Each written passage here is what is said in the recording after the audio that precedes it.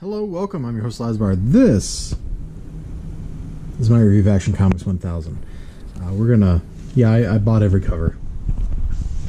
At least all the ones that I could just order, and I think I just made them out of order in my stack by trying to push them back together. But let's just get in a stack, please.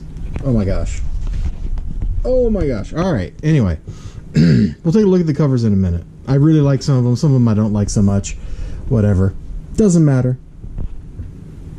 I promised myself I wasn't going to talk about the snow, but it's snowing outside in April because I live in Wisconsin now. Great book, with one exception. Two exceptions, actually. Two exceptions. But it's a great book except for those things. The stories in here are all pretty timeless. The first story, Superman's fighting aliens, and it turns out, and he's like super paranoid about the alien invasion. Oh, hold on. Let me just move this stack over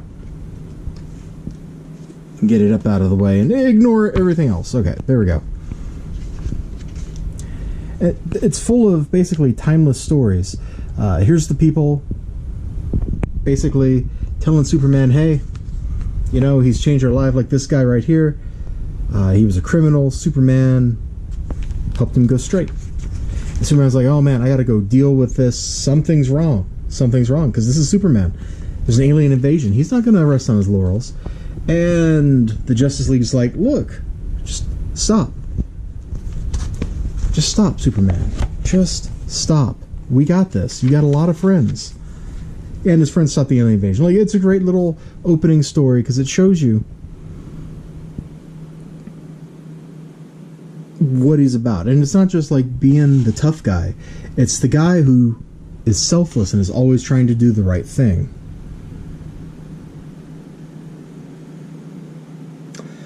Oh, where's the line?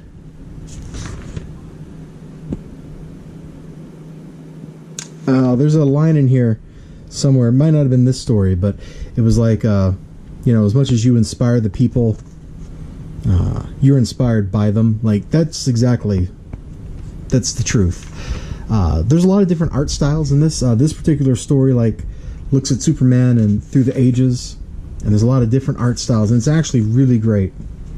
I can't show everything, and I'm not going to show everything. I really like this page. Let's give it a little less glare. Like, that's pretty awesome looking.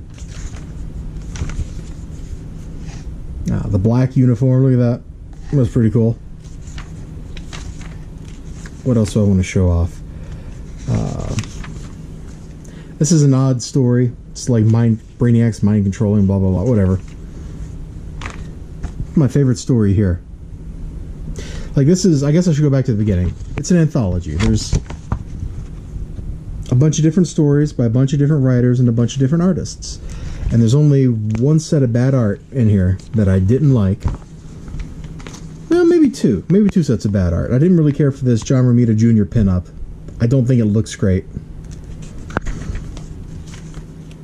But this story about a guy who was doing something bad. He hits Superman with his car. And they have a talk. And this is like the real... Like, Superman is strong and he's powerful. But he's not just like... Anytime he's written as just being the strong guy, it's boring. It's the way Superman interacts with people. And this story is all about that. It's a short story. It doesn't need to be long. But this guy who was on the wrong path is on the right path at the end of it. It's a great little story. This one, 5 minutes, is about like Superman, his life. He's got 5 minutes to follow his story, but bad stuff's happening, so he has to go save the day. This is kind of a silly story with Mr. Mixiplitic, or whatever his name is. It's just kind of cute. And the whole book is like that. Everything in it is a tribute. I didn't like the art in this chapter, in this story. It looks like painted over computer graphics. It's kind of terrible. And I'm pretty sure, like, this is the same face here, and the same face here. It's just the spit's been moved and we've zoomed in a little to kind of mask that. It's not very good. So that's the 2 art strikes. Writing wise, the very last story by Brian Michael Bendis, and I knew he was going to be trouble.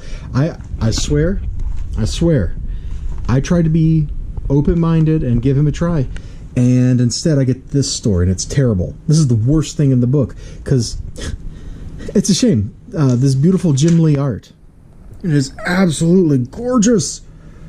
This is just gorgeous stuff. This beautiful Jim Lee art is used in the service of a story that is just, hey, Superman, let's punch hard. Like, it's the most boring Superman story ever. And spoiler, we're going to go right to the end. No, stop him. Somebody stop this man. But we'll go right to the end. There's nobody we've never heard of before.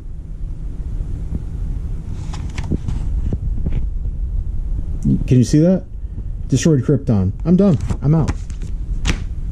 It was a great book, except for that one story. I loved every other story. The writing was good. The art was good. The variety of different styles. Like, there are so many great writers in this. Dan Jurgens really understands how to write Superman. Peter Tomasi's story was good. The Marv Wolfman story, An Enemy Within, that was pretty good. Scott Snyder's story, he really understands Superman of Tomorrow. Tom King gets it.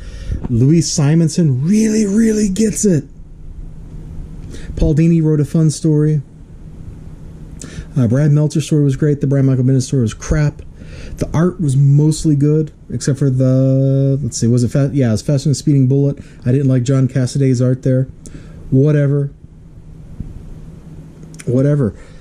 This is great. Being square bound means that this happens. Look, I've read this book once, and then I opened it to record this video, and that happened. Yeah, problem with square binding right there. There's a whole bunch of covers. This is the normal one, and then there's a variant for every decade. I really love these. This is the 40s one, the silly 50s one with aliens. We got out of order when I was shuffling my stack. Here's the 30s one, very classic. Who did the art on that? Hold on. Steve Rude. Is a great cover. It's a great cover. The 60s one, showing all these weird, wacky adventures. The 71.